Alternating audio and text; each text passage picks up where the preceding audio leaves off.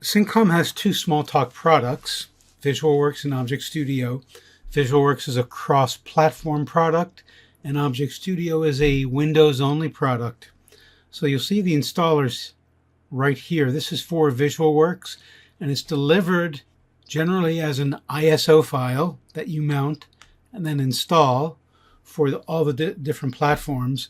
ObjectStudio is a little luckier since it's a Windows-only product. It can come with a more specialized Microsoft installer or .msi file. So let's go ahead and start installation. I'm going to double-click on this. That's the file you'll generally receive, the MSI installer. It says, comes up with an installer wizard. We'll click Next.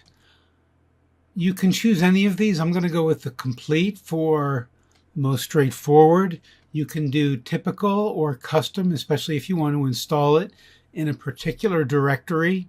I'm just going to go with complete and click on install.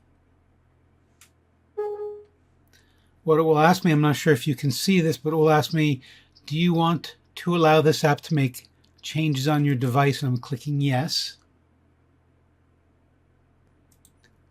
Then we let the new files copy, and we finish the installation. So that's basically all there is to installing it. Pretty straightforward.